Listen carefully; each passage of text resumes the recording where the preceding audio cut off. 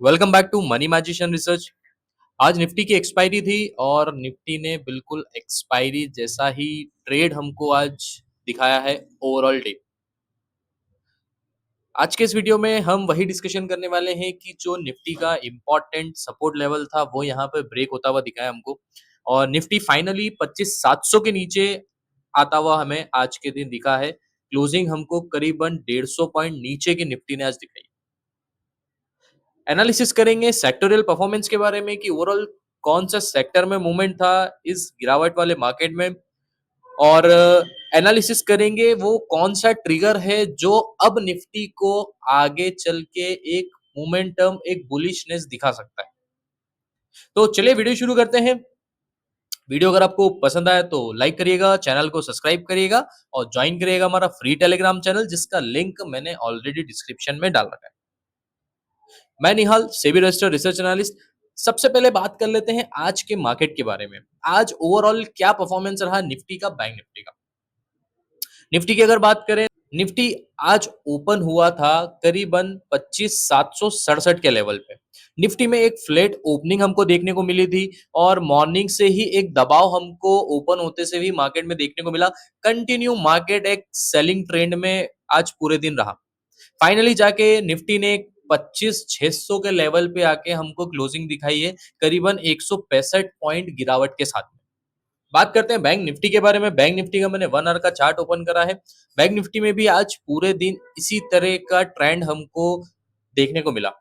Bank Nifty open हुआ था gap down के साथ में। बैंक निफ्टी में करीबन 150 पॉइंट का गैप डाउन हमको देखने को मिला था। बैंक निफ्टी की 3 नवंबर को क्लोजिंग थी करीबन 58,116 रुपए के रेट पे। आज बैंक निफ्टी ओपन हुआ था करीबन 57,962 के रेट पे।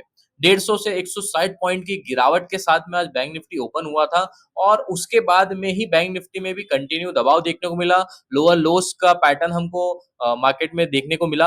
फाइनली बैंक निफ्टी क्लोज हुआ करीबन 280 पॉइंट की गिरावट के साथ में। ये आज ओवरऑल निफ्टी बैंक निफ्टी का ट्रेंड था। दोनों सेक्टर, दोनों दोनों इंडेक्सेस आज पूरे दिन काफी ज्यादा दबाव में हमको देखने को मिले। बात करते हैं सेक्टोरल परफॉर्मेंस के बारे में।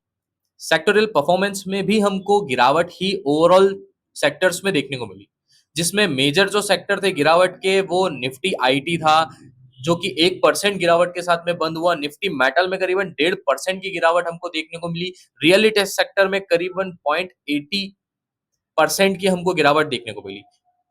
हल्की फुल्की बाइंग हमको जो देखने को मिली वो कंज्यूमर ड्यूरेबल स्टॉक्स में देखने को मिली, जो एक कंजम्पशन सेक्टर से बिलोंग करता है। तो सारे जो ओवरऑल सेक्टर थे वो एक दबाव में ही हमको आज पूरे दिन देखने को मिले और गिरावट हमको सभी सेक्टर्स में देखने को मिली। अब बात करते हैं सबसे इंपॉर्टेंट, अब मार्केट में आगे क्या होने वाला है, वो कौन सा ट्रिगर है जो मार्केट को अब यहां से गिरने से बचा सकता है। बिकॉज टेक्निकली तो मार्केट में वीकनेस आ ही चुकी है। क्या स्ट्रेटेजी यहाँ पे अपनानी ये भी मैं आपको बताने वाला हूँ। सबसे पहले अपन डिस्कशन कर लेते हैं कौन सा ट्रिगर है जो मार्केट में वापस से पॉजिटिवनेस और मार्केट में एक बुलिशनेस वापस ला सकता है। तो वो सबसे बड़ा एक जो ट्रिगर है वो है इंडिया यूएस ट्रेड डील। यही एक बहुत ही इंपॉर्टेंट ट्रिगर है जो कि इंडियन मार्केट में वापस से एक तेजी का माहौल बना सकता है। एक रिपोर्ट मैं आपके सामने रख रहा हूं जो कि टाइम्स ऑफ इंडिया में पब्लिश हुई थी। ग्लोबल ट्रेड रिसर्च इनिशिएटिव की साइड से ये प्रपोजल दिया गया था, 3 स्टेप प्रपोजल दिया गया था इंडिया को कि वो किस तरह यूएस टैरिफ से अपने आप को सिक्योर कर सकता है।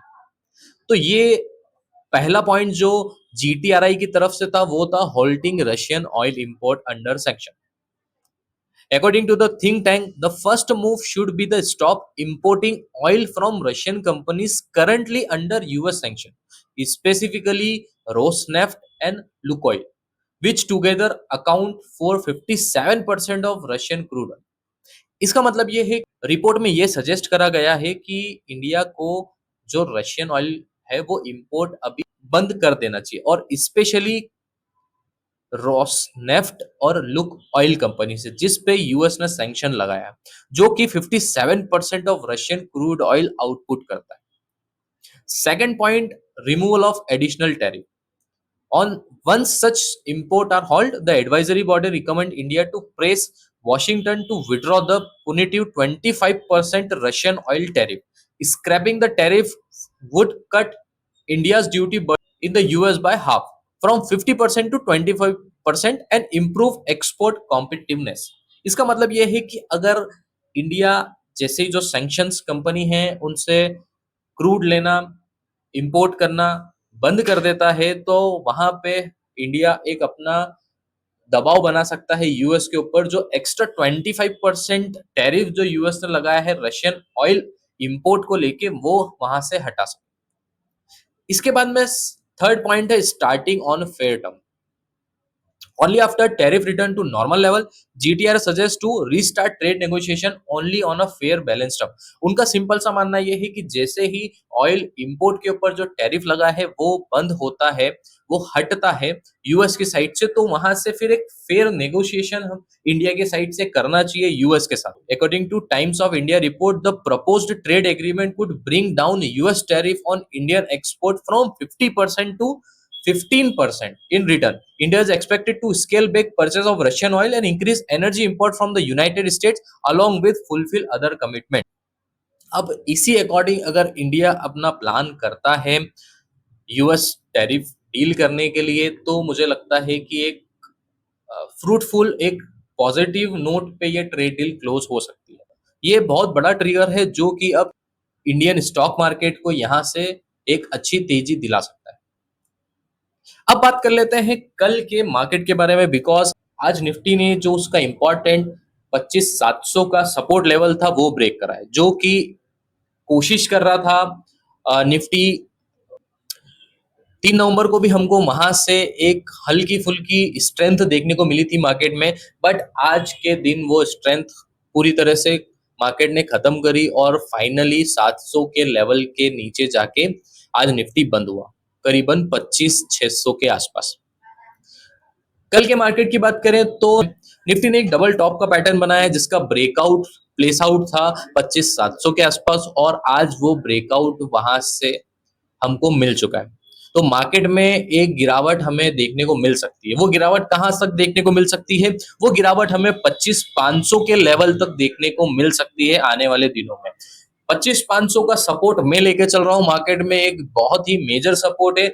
यहां से एक बाइंग हमको देखने को मिल सकती है, और अगर मान लेते हैं ये लेवल यहां से ब्रेक हुआ 25,700 का जो मेजर सपोर्ट है, तो ये गिरावट करीबन 25,300 तक निफ्टी को ले जा सकती है। रेसिस्टेंस की बात करें तो रेसिस्टेंस जो प्लेस आउट है वो है 25,800 के लेवल पे। नई तेजी हमको देखने को मिलेगी 25,800 के लेवल के ऊपर। तो आप लोगों को ये रेसिस्टेंस और सपोर्ट लेवल के अकॉर्डिंग ही अपना ट्रेड प्लान करना चाहिए आने वाले दिन। अब बात करें बैंक निफ्टी के बारे में, तो बैंक निफ्टी में भी एक पैटर्न मैंने आइडेंटिफाई करा है जो कि है ट्रायंगल पैटर्न। बैंक निफ्टी में एक ट्रायंगल हमको बनता हुआ दिख रहा मिल सकती है। इसका ब्रेकडाउन अगर मार्केट में आता है तो गिरावट हमको और ज्यादा देखने को मिल सकती है। अपर साइड ब्रेकआउट आता है तो वहीं से एक तेजी हमें आने वाले मार्केट में देखने को मिल सकती है। बैंक निफ्टी के रेसिस्टेंस की बात करें तो बैंक निफ्टी का रेसिस्टेंस मैं लेके चल रहा हूँ 58,300 का। 58,300 का बहुत ही इंपॉर्टेंट रेसिस्टेंस है। इसके ऊपर ही हमें बैंक निफ्टी में एक नई तेजी देखने को मिल सकती है।